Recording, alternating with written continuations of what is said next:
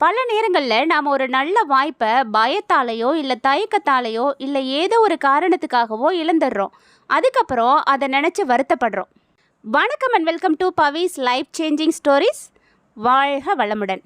நாம் வாழ்கிற வாழ்க்கையில் வாய்ப்புகள் ஒவ்வொரு நாளும் நம்மளை நோக்கி வந்துக்கிட்டே இருக்குது. ஆனால் நாம் எப்படி அதை பயன்படுத்துகிறோங்கிறதுல தான் வெற்றி இருக்குது. அதை நீங்கள் தெளிவாக புரிஞ்சுக்க இந்த கதையை தொடர்ந்து கேளுங்க. ஒரு வேட்டைக்காரன் இமயமலை அடிவாரத்தில் மானை துரத்திக்கிட்டு போகும்போது ஒரு பெரிய துவாரத்தோடு இருந்த ஒரு மலையை பார்த்தான். அந்த ஓட்டு வழியாக மலையோட மறுபக்கத்தில் இருந்ததை அவனால் பார்க்க முடிஞ்சுது. அதை பார்த்து அரண்டு போன அந்த வேடுவன் அந்த துவாரத்தோட மறுபக்கத்தில் நீண்ட தாடியோட ஒரு முதியவர் அந்த துவாரத்துக்கு பக்கத்தில் வர சொல்லி அழைச்சாரு. அவர் சொன்னதை கேட்ட வேடுவன் அது பக்கத்தில் வந்தான். அந்த துவாரம் ஒரு ஆள் நுழையக்கூடிய அளவுக்கு பெருசாக இருந்துச்சு. அது வழியா அவன் கண்ட காட்சி அவனை மெய் சிலிர்க்க வச்சிருச்சு. அந்த மலையோட மறுபக்கத்தில் சூரிய ஒளியில் குளிச்சுக்கிட்டு இருந்த ஒரு செழிப்பான தோட்டத்தை அவன் கண்டான். அது அவனோட பார்வைக்கு எட்டின வரைக்கும் நீண்டுக்கிட்டே போச்சு. அழகும் அமைதியும் அபரிவிதமும் நிறைஞ்சிருந்த அந்த உலகத்தில் காய்ச்ச குழுங்கிக்கிட்டு இருந்த பழ மரங்களுக்கு அடியில் குழந்தைகள் மகிழ்ச்சியாக விளையாடிட்டு இருந்தாங்க. விலங்குகள் சுதந்திரமாக தெரிஞ்சுக்கிட்டு இருந்துச்சு. அந்த வேட்டைக்கார முகத்தில் படர்ந்திருக்க வியப்பை பார்த்த அந்த முதியவர், உனக்கு இங்கே பிடிச்சிருக்கான்னு கேட்டார். இது என்ன கேள்வி? கண்டிப்பாக எனக்கு பிடிச்சிருக்கு. இது நிச்சயமாக சொர்க்கமாக தான் இருக்கணும். ஆமாம், உண்மையிலே இது சொர்க்கம்தான். அந்த சொர்க்கத்தை நீ கண்டுபிடிச்சிருக்கிற. நீ உள்ளே வரலாமே. நீங்கள் என்னைக்கும் மகிழ்ச்சியாக இருக்கலான்னு சொன்னார். மகிழ்ச்சியில் திக்கு முக்காடி போயிருந்த அந்த வேடுவன், நான் கண்டிப்பாக வர்றேன், ஆனால் அதுக்கு முன்னாடி என்னோட இடத்துக்கு போய் என்னோட சகோதரனையும் நண்பனையும் இங்கே அழைச்சிக்கிட்டு வந்துடுறேன்னு சொல்லிட்டு போனான். அந்த முதியவர் தன்னோட புருவங்களை லேசாக சுருக்கி, அது உன் விருப்பம், ஆனால் சம்பாலாவோட நுழைவாயில் வாழ்க்கையில் ஒரு முறை தான் திறக்குங்கிறத நீ நினைவில் வச்சுக்கணும்னு சொன்னார். நான் சீக்கிரமாக திரும்பி வந்துடுறேன்னு சொல்லிட்டு அந்த வேடுவன் அங்கேருந்து நடைய கட்டினான். தான் பார்த்ததெல்லாம் நினச்சி பரவசம் அடைஞ்ச அவன் மலைகள், பள்ளத்தாக்குகள், ஆறுகள்லாம் கடந்து தான் வந்த வழியே திரும்பி போய் தன்னோட கிராமத்தை அடைஞ்சான். அங்கே போன உடனே தான் பார்த்த சொர்க்கத்தை பற்றி தன்னோட 2 சகோதரர்கள்கிட்டையும் தன்னோட இளமை கால நண்பன்கிட்டையும் ரொம்ப விரிவாக சொல்லிட்டு இருந்தான். அதை கேட்டுக்கிட்டு இருந்த அவங்க எல்லாரும் உடனே கிளம்பி அந்த வேடுவனோட வழிகாட்டுதலின்படி வேகமாக நடக்க ஆரம்பித்தாங்க. மாலை சூரியன் மலைக்கு பின்னால் மறைகிறதுக்கு முன்னாடியே சம்பாலா நுழைவாயில் இருந்த மலையை அவங்க வந்து சேர்ந்தாங்க. ஆனால் அங்கே எந்த நுழைவாயிலும் அப்போ இல்லை. மலை முழுவதுமாக மூடப்பட்டிருந்துச்சு. அந்த மாய உலகத்தை கண்டுபிடிச்சிருந்த அந்த வேடுவன் தான் வாழ்நாள் முழுவதும் அதை தேடிக்கிட்டே இருந்தான். உங்கள் வாழ்க்கையில் கிடைக்கிற சில அரிய வாய்ப்புகள் ஒரு சில கணங்கள் மட்டும்தான் நீடிச்சிருக்கும். அந்த கணத்தை நீங்கள் தவற விட்டால் அதை உங்களால் எப்போவுமே திரும்ப பெற முடியாது. நீங்கள் ஒரு முறை தான் வாழ போகிறீங்கிற கூற்றை பல தடவை கேள்விப்பட்டிருப்போம். தனித்துவமான வேறொன்னால் இட்டு நிரப்ப முடியாத ஒவ்வொரு கணமும் சம்பாலாவில் அடி எடுத்து வைக்கிறதுக்கான நுழைவாயில் தான். அதுக்குள்ளே அடி எடுத்து வைக்கிறதுக்கு நமக்கு 2வது வாய்ப்பு எப்போவுமே கிடைக்காது.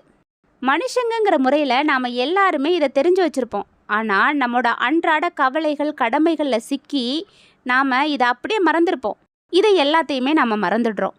தலை தெறிக்க ஓடிக்கிட்டு இருக்க நம்மளோட வாழ்க்கை வேகத்தை குறைக்கவும், நம்மளோட குழந்தைகளோடையும் நம்மளுடைய அன்புக்குரியவர்களோடையும் நாம் செலவழிக்கின்ற ஒவ்வொரு கணமும் ரொம்ப மதிப்பு வாய்ந்ததுங்கிறதையும் நம்மளோட முழு கவனத்தையும் பெற தகுதியானதுங்கிறதையும் நமக்கு நினைவூட்ட உதவுறது தான் இந்த கதை. நம்மளோட வாழ்நாள் எப்போ முடிய போகுதுங்கிறது நமக்கு தெரியாது. எந்த ஒரு நாளும் நம்மளோட இறுதி நாளாக இருக்கலாம். இரவு உறங்க போகிற எவருக்கும் அடுத்த நாள் அவர் கண் விழிப்பதற்கான உத்தரவாதம் கிடையாது. ஸ்பெயினில் உள்ள ஒரு புத்த மடத்தில் ஒரு வினோதமான பழக்கத்தை கடைப்பிடிச்சிக்கிட்டு வந்தாங்க. அங்கே இருக்கிற துறவிகள் ஒருத்தர் சந்திக்கும் போது, நீங்கள் என்னைக்காவது ஒரு நாள் இறந்து போயிடுவீங்கிறத நினைவில் வச்சுக்கோங்கிற வாசகத்தை பரிமாறிக்குவாங்க. இந்த வழக்கம் அவங்கள நிகழ்கணத்தில் வச்சிருக்க உதவி பண்ணுச்சு. அது அவங்கள கவலையில் இல்லை வருத்தத்தில் ஆழ்த்துறதுக்கு பதிலாக அவங்களோட வாழ்க்கையோட ஒவ்வொரு கணத்தையும் மகிழ்ச்சியோட செலவழிக்க அவங்களுக்கு உத்வேகம் கொடுத்துச்சு. ரோமானிய பேரரசரும் தத்துவவியலாளருமான மார்க்கஸ் அரீலியஸ், மனிதன் அஞ்ச வேண்டிய விஷயம் மரணம் அல்ல, வாழவே தொடங்காமல் இருப்பது குறித்து தான் அவன் அஞ்ச வேண்டும்னு 2500 ஆண்டுக்கு முன்னாடியே சொல்லியிருக்கிறாரு. இப்போ இல்லைன்னா எப்போவுமே இல்லைங்கிறத இந்த கதை நமக்கு தெளிவாக புரிய வைக்குது. நாம் பல ஆண்டுகள் வாழ போகிறோம்னாலும் நாம் எதிர்கொள்கின்ற ஒவ்வொரு கணமும் தனித்துவமானது. அதை போல் ஒன்று மறுபடியும் அமையாது. நம்மளோட வாழ்நாளில் ஒருவேளை நாம் முன்னாடி சந்தித்த அதே நபர்களை அதே இடத்துல மறுபடியும் சந்திக்கிறோன்னாலும் நமக்கு அப்போ வயது கூடியிருக்கலாம், நம்மளோட சூழல் வேறுபட்டிருக்கலாம், நம்மளோட முன்னுரிமைகள் மாறி இருக்கலாம், நம்மளோட அனுபவங்கள் நம்மளை வேறு மாதிரியாக செதுக்கியிருக்கலாம். பிரபஞ்சம் கணத்துக்கு கணம் தொடர்ந்து மாறிக்கிட்டே இருக்குது. நாமளும் அது போலவே கணத்துக்கு கணம் மாறிக்கிட்டே இருக்கிறோம். ஒரு முறை நீங்கள் சந்தித்த ஒருத்தரை மறுபடியும் சந்திக்கிறீங்க அப்படின்னாலும் அந்த சந்தர்ப்பம் வேறு மாதிரி அமையும், அந்த சூழ்நிலை வேறு மாதிரி இருக்கும். முதல் சந்திப்பு போலவே அடுத்தடுத்த சந்திப்புகள் இருக்காதுங்கிறது நீங்கள் நல்லா யோசித்து பார்த்தா உங்களுக்கு புரியும். அதனால தான் எது ஒன்றுமே ஒரு முறை நடக்கிறத போல் மறுமுறை நடக்கிறதில்ல. அதனால் ஒவ்வொரு கணமும் உங்களுக்கு கிடைச்சிருக்க பரிசுங்கிறத புரிஞ்சுக்கிட்டு அதை முழுமையாக அனுபவித்து அந்த வாழ்க்கையை மகிழ்ச்சியாக வாழுங்க. ஷம்பாலாவோட கதவுகள் திறந்ததை போல் உங்களுக்கும் வாய்ப்புங்கிற கதவு திறக்கும். ஆனால் அது ஒரு முறை தான் திறக்கும். அதை நீங்கள் பயன்படுத்திக்கலன்னா அது என்றைக்குமே நழுவி போயிடும். இப்போ இல்லைன்னா எப்போவுமே இல்லைங்கிற ரீதியில் தான் வாழ்க்கை சுழன்றுக்கிட்டு இருக்குது. ஒரு ஜென் மடத்துக்கு ஒரு நாள் மன அழுத்தத்தோட தன்னம்பிக்கை இல்லாமல் ஒரு இளம்பெண் வந்தா. அவள் ஆசான் கிட்ட, நான் ஒரு பெரிய வாய்ப்பை இழந்துட்டேன், அதை மறுபடியும் பெற முடியுமான்னு கேட்டா. ஆசானோட முகத்தில் அமைதியான சிரிப்பு. அவர் அவகிட்ட மெதுவாக கேட்டார், நீங்கள் வரும்போது ஒரு பெரிய பாறையை பார்த்தியான்னு. ஆமாம், அது என் பாதையை அடைச்சது மாதிரி இருந்துச்சு, அதனால் நான் வேறு வழியாக வந்துட்டேன்னு அவள் சொன்னான். அதுக்கு ஆசான், அந்த பாறையை நான் தான் வச்சேன்னு சொல்லவும் அவள் ஆச்சரியத்தில் ஏன்னு கேட்டா. அதுக்கு ஆசான், வாழ்க்கையில் ஒரு வாய்ப்பு எப்போ வந்தாலும் அது கடினமாக தெரியும். சில சமயங்களில் அது சோதனையாகவும் வரும். அந்த சோதனையை தாண்ட முடியுமாங்கிறத உணர்த்துற வகையில் தான் அது வரும். வாழ்க்கை சோதனை உருவத்தில் வர்ற ஒரு பரிசு. நீங்கள் அதை பயப்படாமல் எதிர்கொண்டு செயல்படுறப்ப தான் அதில் இருக்கிற பொக்கிஷம் உங்கள் கைவசம் வரும். மற்றவங்க பயந்து விலகிற இடத்துல நீ தைரியமாக முன்னேறு, அதுதான் உன் வெற்றிக்கான முதல் படின்னு சொன்னார். அந்த சொற்கள் அவளோட உள்ளத்தில் நுழைஞ்சு அவளுக்கு புத்துணர்ச்சியை ஏற்படுத்துச்சு. அப்போ அவள் புரிஞ்சுக்கிட்டா, நாம் பயப்படுற வரைக்கும் வாய்ப்பு ஒரு சோதனை, நாம் செயல்படும் போது அதே சோதனை வெற்றி படிக்கட்டாக மாறுங்கிறது அப்போ தான் அவளுக்கு புரிஞ்சுது. வாய்ப்பு எளிமையாவோ அழகாவோ வராது, சில சமயம் அது சோதனையாக தான் இருக்கும். சோதனையை பயம் இல்லாமல் தாண்டுற நேரத்தில் தான் வெற்றியோட வாசல் திறக்கும். தவறி போன வாய்ப்பு உங்களோட முடிவு கிடையாது, அது உங்களோட புதிய பாதை. உண்மையான அறிவுங்கிறது வாய்ப்பை சரியாக புரிஞ்சுக்கிட்டு நேரத்தில் செயல்பட வைக்கிற திறன். உங்களோட வாழ்க்கையிலையும் ஒவ்வொரு நாளும் வாய்ப்புகள் உங்களை நோக்கி வந்துக்கிட்டு தான் இருக்குது. ஆனால் அதை நீங்கள் எப்படி பயன்படுத்துகிறீங்கிறதுல தான் வெற்றி இருக்குது. வாய்ப்புங்கிற பேரில் வர்ற சோதனைகளை பயம் இல்லாமல் எதிர்கொண்டு வெற்றி பாதையில் முன்னேறுங்க. கிடைக்கிற எந்த வாய்ப்பையும் தவற விட்டுறாதீங்க, அது உங்கள் வாழ்க்கையோட திருப்பு முனையாக மாறலாம். வாழ்க்கையில் நாம் தேடி போகிற லட்சியம் பெருசாக இருக்கலாம், இருந்தாலும் அதை நோக்கி போகிற வழியில் கிடைக்கிற சின்ன சின்ன வாய்ப்புகளை நம்ம பயன்படுத்திக்கலாமா, பயன்படுத்தக்கூடாதா? அப்படி பயன்படுத்தும் போது நம்ம லட்சியத்தை அடைய முடியாமல் போயிடுமா? இப்படியெல்லாம் நமக்கு பல கேள்விகள் இருக்கும். அதுக்கான பதிலை தான் இந்த கதைகள் மூலமாக நம்ம தெரிஞ்சுக்க போகிறோம். ஒரு ஊரில் பெரிய கோடீஸ்வரர் ஒருத்தர் வாழ்ந்துட்டு வந்தார். அவர் தன்னோட வாழ்நாளில் ஒவ்வொரு நிமிஷமும் கஷ்டப்பட்டு உழைச்சி தன்னோட வாழ்க்கையை முன்னேற்ற பாதைக்கு கொண்டு வந்தவர். அவர்கிட்ட எல்லா செல்வங்களும் வசதி வாய்ப்புகளும் இருந்தாலும் மனசில் நிம்மதியே இல்லாமல் வாழ்ந்துட்டு இருந்தார். அவரோட நிம்மதி இல்லாத வாழ்க்கைக்கு காரணம் அவரோட மகன்தான். அவன் பயங்கரமான சோம்பேறி. தன்னோட நேரத்தை வீணாக செலவழித்து வாழ்க்கையை வீணடிச்சுக்கிட்டு இருந்தான். தன்னோட மகன் தன்னை மாதிரி இல்லாமல் பெரிய சோம்பேறியாக இருக்கிறத பார்த்த அந்த பணக்காரர் இவனை எப்படி திருத்துறதுன்னு யோசிச்சுக்கிட்டே இருந்தார். தான் மகன்கிட்ட எத்தனையோ முறை எடுத்து சொல்லியும் அதை அவன் கண்டுக்கவே இல்லை. இதை பார்த்து தினமும் அவர் வேதனைப்பட்டார். ஒரு நாள் அந்த பணக்காரர் தன்னோட வீட்டு பக்கத்தில் இருக்கிற பூங்காவுக்கு போய் நடைப்பயிற்சி செஞ்சுக்கிட்டு இருந்தார். அந்த நேரம் அங்கே சில பிச்சைக்காரர்கள் இருக்கிறத பார்த்த பணக்காரருக்கு திடீர்னு ஒரு யோசனை வந்துச்சு.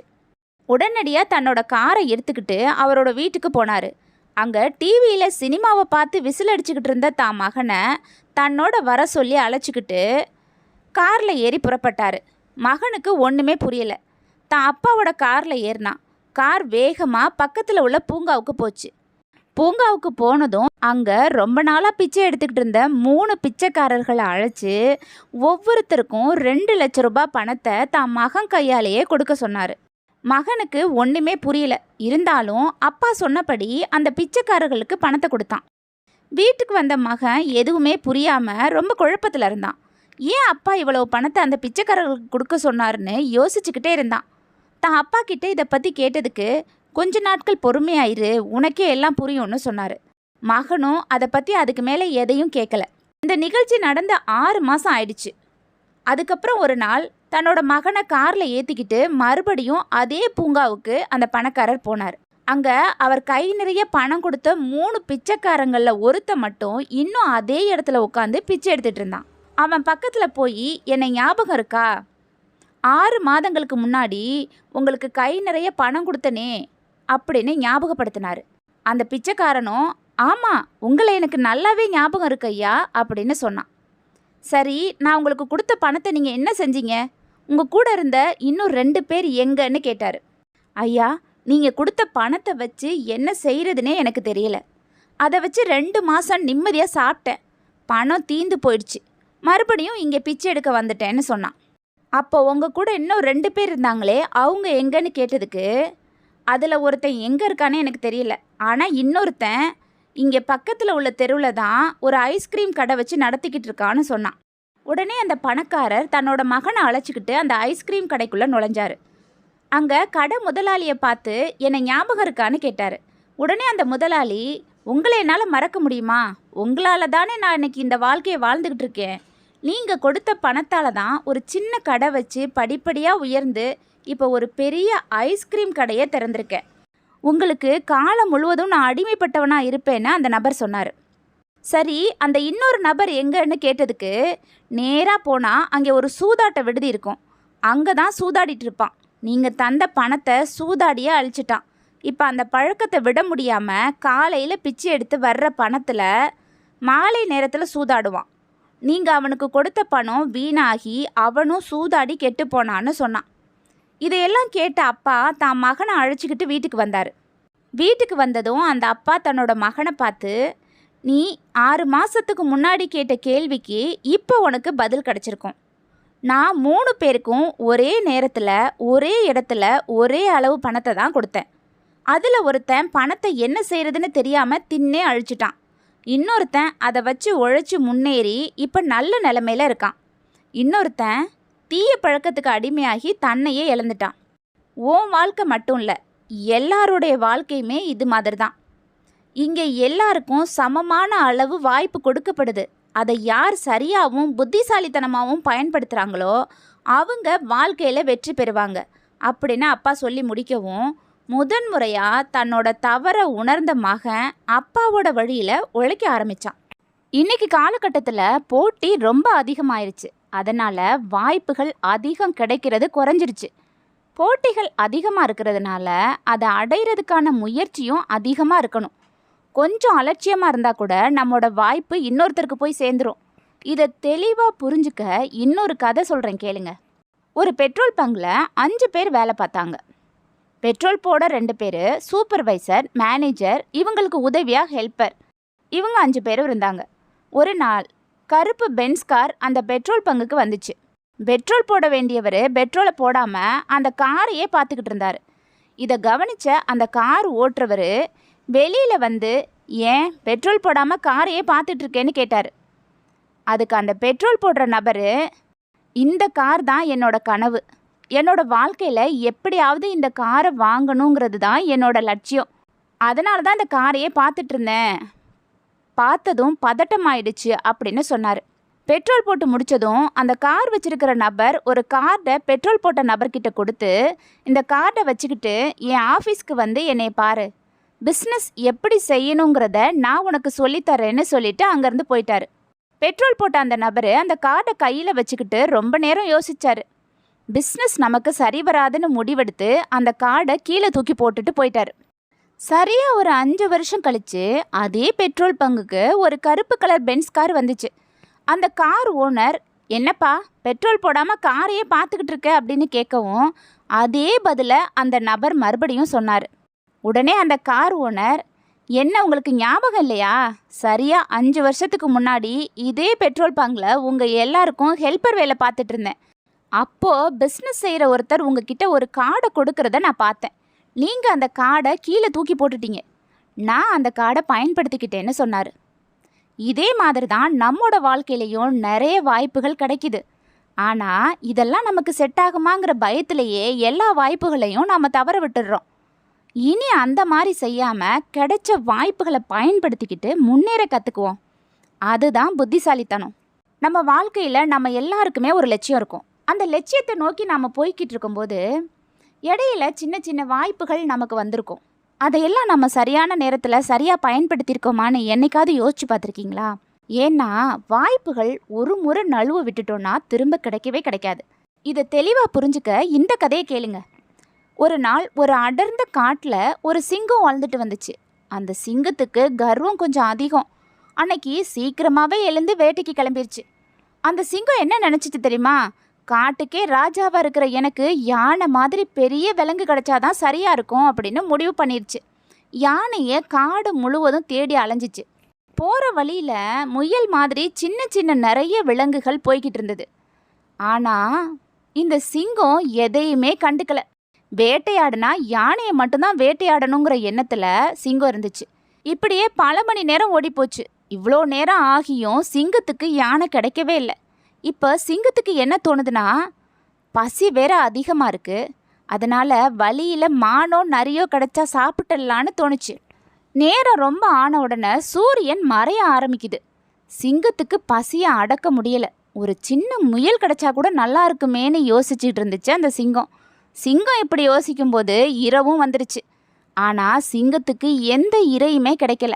அப்போ தான் சிங்கம் புரிஞ்சுக்கிச்சு, காலையிலேயே கிடைச்ச சின்ன சின்ன மிருகங்களை தவற விட்டுட்டோமேன்னு நினச்சி ரொம்ப வருத்தப்பட்டுச்சு. இந்த கதையில் வந்த சிங்கம் மூலமாக என்ன தெரிஞ்சுக்கலான்னா, பெரிய கனவுகளை நோக்கி போகிறது தவறில்லை, ஆனால் வழியில் கிடைக்கிற சின்ன சின்ன வாய்ப்புகளையும் பயன்படுத்திக்கணும். யாருக்கு தெரியும், அந்த சின்ன வாய்ப்புகள் கூட நம்மோட பெரிய கனவுகளை சுலபமாக அடையிறதுக்கு நமக்கு வழிவகுக்கலாம். இதை புரிஞ்சுக்கிட்டா வாழ்க்கை நிச்சயம் மகிழ்ச்சியாக இருக்கும். அதனால் நீங்களும் கிடைக்கிற வாய்ப்பை நழுவ விடாதீங்க. உங்களுக்கான வாய்ப்பு வர்றப்போ நீங்கள் அதை எதிர்கொள்ள தயாராக இருக்கணும். அதுதான் வெற்றியோட ரகசியம். நமக்கு கிடைச்சிருக்கிறது நல்ல வாய்ப்புங்கிறத புரிஞ்சுக்காம நழுவ விடுறவங்க வெற்றியை நழுவ விட்டுருவாங்க. சில பேர் எனக்கு இப்போ நேரம் சரியில்லை, நேரம் வர்றப்ப அதுவே தானாக வந்து சேரும்னு சொல்லுவாங்க. நீங்கள் கூட பார்த்துருப்பீங்க.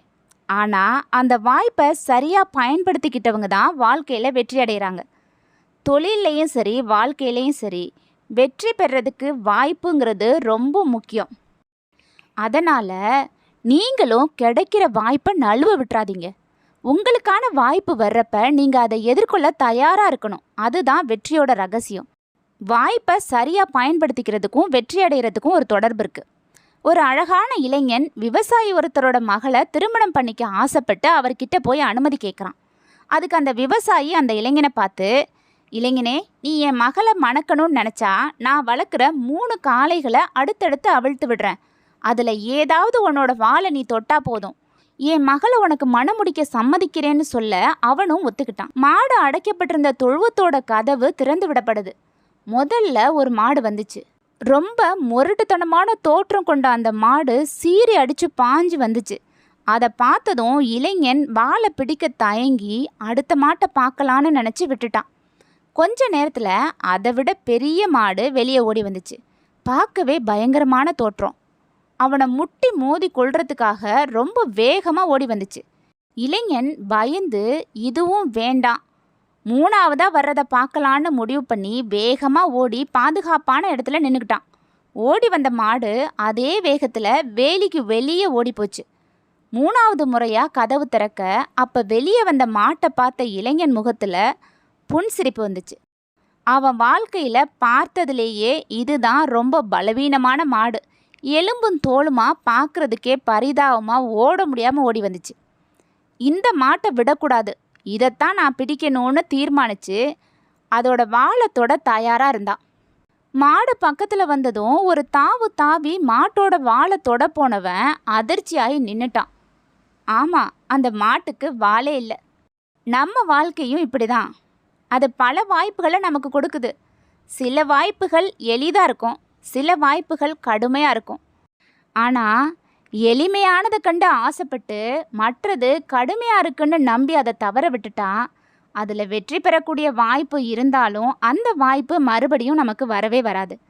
அதனால் வாய்ப்புகளை பயன்படுத்துறதுல தான் உங்கள் திறமையே இருக்குது. அதனால் உங்களுக்கு கிடைக்கிற வாய்ப்பை நீங்கள் ஒருபோதும் தவற விட்டுறாதீங்க. ஒரு வாய்ப்பை நழுவ விடுறதை விட மிகப்பெரிய இழப்பு வேறு எதுவுமே இல்லை. நம்மளோட முன்னேற்றத்துக்கு உதவுற மாதிரி சாதிக்க உறுதுணையாக இருக்கக்கூடிய எத்தனையோ அற்புதமான வாய்ப்புகள் நம்ம வீடு தேடி வந்திருக்கும். இது எனக்கானது இல்லை, அது எனக்கானது இல்லைன்னு ஒவ்வொன்றா ஒதுக்கியிருப்போம். பிடிவாதமாக ஏதோ ஒன்றுக்காக காத்துட்ருப்போம். இதுக்கு காரணம் ரெண்டே தான். அது வாய்ப்போட அருமை நமக்கு புரியாமல் இருக்கிறது, இன்னொன்று அதை பயன்படுத்த தெரியாமல் இருக்கிறது. நம்மள பலரும் அரிய சந்தர்ப்பங்களை தவற விடுறது ரெண்டாவது காரணத்தால் தான். இதை எளிமையாக புரிஞ்சுக்க இந்த கதையை கேளுங்க. ஜான், ஜேம்ஸ் 2 பேரும் பக்கத்து வீட்டுக்காரங்க. 2 பேருக்குமே ஓய்வாக இருக்கிற நேரத்தில் பக்கத்தில் இருக்கிற ஏரிக்கு போய் மீன் பிடிக்கிறது ரொம்ப பிடிக்கும். ஆனால் 2 பேரும் ஒன்றா போகிறதுக்கான வாய்ப்பு இது வரைக்கும் கிடைக்காமலேயே இருந்துச்சு. அன்னைக்கு அந்த நாள் வந்துச்சு. 2 பேரும் அவங்கவுங்க தூண்டில், மீன் பிடிக்கிறதுக்கு தேவையான பொருள்கள், ஐஸ் பெட்டி, ஸ்நாக்ஸ் எல்லாத்தையும் எடுத்துக்கிட்டு கிளம்பிட்டாங்க. அவங்கவுங்க வேலை, குடும்பம், பொது விஷயங்கள் எல்லாத்தையும் பேசிக்கிட்டே ஏரிக்கரைக்கு போய் சேர்ந்தாங்க. கொஞ்சம் இடைவெளி விட்டு தனித்தனியாக உட்காந்து தூண்டில் போட்டு மீன் பிடிக்க ஆரம்பித்தாங்க. ஜான் தூண்டில் போட்ட கொஞ்ச நேரத்திலேயே ஒரு பெரிய மீன் பிடிபட்டுருச்சு. அவன் சத்தமாக சொன்னான், ஜேம்ஸ், நான் அதிர்ஷ்டக்காரன், எனக்கு பெரிய மீன் கிடச்சிருச்சு. இப்படி சொல்லிக்கிட்டே அந்த மீனை பிடிச்சு தான் கொண்டு வந்திருந்த ஐஸ் பெட்டிக்குள்ளே போட்டு பத்திரப்படுத்தினான். இன்னும் கொஞ்சம் நேரத்திலேயே சில சின்ன சின்ன மீன்களும் அவனுக்கு கிடச்சிது. அதையும் ஐஸ் பெட்டிக்குள்ளே போட்டான். அவ்வளவுதான், இனி நம்ம கிளம்ப வேண்டியது தான் அப்படின்னு முடிவுக்கு வந்தான். ஆனால் நண்பனோடு வந்திருக்கிறானே, விட்டுட்டு போக முடியுமா? அதனால் ஜேம்ஸ் பக்கத்தில் உட்காந்து வேடிக்கை பார்க்க ஆரம்பித்தான். 1 மணி நேரம் கழிச்சும் ஜேம்ஸோட தூண்டில்ல ஒரு மீன் கூட சிக்கலை. ஜேம்ஸ், தூண்டில்ல இரை இருக்கான்னு பாருன்னு கேட்டான். ஜேம்ஸ் தூண்டிலை இழுத்து பார்த்துட்டு இரை இருக்கிறத உறுதி பண்ணிக்கிட்டு மறுபடியும் தூண்டில தண்ணிக்குள்ளே விட்டான். ஒரு 5 நிமிஷம் உட்கார்ந்துருந்த ஜான், ஜேம்ஸ், நான் வேணும்னா உனக்கு ஹெல்ப் பண்ணட்டுமா? என் தூண்டில போட்டு மீன் கிடைச்சா உனக்கே தந்துடுறேன் அப்படின்னு சொல்லவும், வேணாம் ஜான், இன்னும் கொஞ்ச நேரத்தில் எப்படியும் மீன் சிக்கிடும், நீ வேணும்னா இங்கேருந்து கிளம்பு, நான் பின்னாலேயே வந்துடுறேன்னு சொல்லவும் ஜான் அதுக்கு பதிலே சொல்லாமல் அப்படியே உட்காந்துருந்தான். சரியாக 10 நிமிஷங்களில் ஜேம்ஸோட தூண்டில்ல ஒரு பெரிய மீன் மாட்டிக்கிச்சு. அதை பிடிச்ச ஜேம்ஸ் மறுபடியும் அந்த பெரிய மீனை தண்ணிக்குள்ளேயே விட்டுட்டான். இதை பார்த்ததும் குழம்பி போனான் ஜான். கொஞ்ச நேரத்தில் இன்னொரு பெரிய மீனும் கிடச்சிச்சு. அதையும் திரும்ப ஏரி தண்ணிக்குள்ளேயே விட்டுட்டான். அதுக்கப்புறம் பெரிய மீன் வரிசையாக தூண்டில்ல மாட்டிக்கிட்டே இருந்துச்சு. எல்லாத்தையுமே தண்ணிக்குள்ளே திருப்பி போட்டுக்கிட்டே இருந்தான் ஜேம்ஸ். இதை பார்த்து பொறுமையை இழந்த ஜான், ஏன் பெரிய மீன் கிடச்சா திரும்பவும் தண்ணிக்குள்ளே விட்டுடுறேன்னு ஜேம்ஸை பார்த்து கத்துனான். அதுவா, என் வீட்டில் வாணலி கொஞ்சம் சின்னது, இந்த பெரிய மீனை வறுக்கவோ சமைக்கவோ முடியாதுன்னு சொன்னான். இதை கேட்ட ஜான் ஒரு கணம் அப்படியே திகைச்சு போயிட்டான். அதுக்கப்புறம், பாத்திரம் சின்னதாவோ பெருசாவோ இருந்துட்டு போகட்டும், மீனை முழுசாத்தான் சமைக்கணுமா என்ன? நறுக்கி கூட சமைக்கலாம்லன்னு கேட்டான். இதைத்தான் ஒரு அறிஞர் சொல்கிறாரு, நம்மளோட வாழ்க்கையில் ஒவ்வொரு நாளும் அன்னைக்கு நமக்கு கிடைக்கிற ஒரு நல்ல பழத்தை போல தான். அது கெட்டு போகிறதுக்கு முன்னாடி அதை நம்ம பயன்படுத்தணும், இல்லைனா பழம் அழுகி போயிடும், பயன் கொடுக்காது. இன்னைக்கு பொழுத நாளைக்கோ நாளை மறுநாளோ நம்ம பயன்படுத்த முடியாது. நாளை மறுநாள்ங்கிறது அது இன்னொரு நாள். அன்னைக்கு செய்ய வேண்டிய வேலையை தான் அன்னைக்கு செய்ய முடியும். இன்னைக்கு செய்கிற வேலையை அன்னைக்கு செய்யக்கூடாது. இன்னைக்கு தினமான தேதி, மாதம், வருஷம் இனி மறுபடியும் வராது. வாழ்க்கையில் வெற்றி பெற்ற ஒவ்வொருத்தரும் ஒவ்வொரு நாளையும் முழுக்க முழுக்க பயன்படுத்திக்கிட்டவங்க தான். வாழை மரத்துலேருந்து வர்ற இலை, தண்டு, மட்டை, பூ, காய், கனி, சருகு எல்லாத்தையுமே மனிதன் பயன்படுத்திக்கிறத போல ஒரு நாளில் வர்ற காலை, பகல், மாலை, இரவுன்னு ஒவ்வொரு பொழுதையும் அதோட ஒவ்வொரு மணித்துளியையும் பயன்படுத்திக்கிட்டவங்க தான் பெருமைக்குரிய மனிதர்களாக வாழ்கிறாங்க. வாழ்க்கையில் துயரமானவை சம்பவங்கள், இன்பமானவை சந்தர்ப்பங்கள். அதனால் சந்தர்ப்பங்கிறது எல்லாருக்கும் எப்போவுமே வராது. வரும்போது அதை கெட்டியாக பிடிச்சிக்கணும், நழுவ விடக்கூடாது. நழுவ விட்டால் அதே சந்தர்ப்பத்துக்காக காத்திருக்கிற அடுத்த மனுஷன் அதை கொத்திக்கிட்டு போயிடுவான். நமக்கு கிடைக்கிற சந்தர்ப்பத்தை தட்டி பறிச்சுக்கிட்டு ஓட நமக்கு பின்னாடி நிறைய மனுஷங்க இருக்கிறாங்க. இது போட்டி நிறைஞ்ச உலகம். இந்த அவசர உலகத்தில் தகுதி உள்ளவன் வெற்றி அடைவாங்கிறது மாறி வெற்றி அடைகிறவன் தான் தகுதியானவங்கிற நிலைமை உண்டாயிருச்சு. பெரும்பாலான வாய்ப்புகள் வாழ்க்கையில் ஒரு முறை தான் வரும். அப்படி வரும்போது அது கூடவே சங்கடங்களும் இருக்க தான் செய்யும். அதுக்கு பயந்துக்கிட்டு அந்த வாய்ப்பை ஏற்க மறுத்துட்டா அந்த வாய்ப்பு மறுபடியும் நமக்கு கிடைக்காது. அதனால் கிடைச்ச வாய்ப்பை மட்டும் நழுவ விட்டுடாதீங்கன்னு சொல்லி இந்த கதையை நான் முடிச்சுக்கிறேன். நன்றி, வணக்கம்.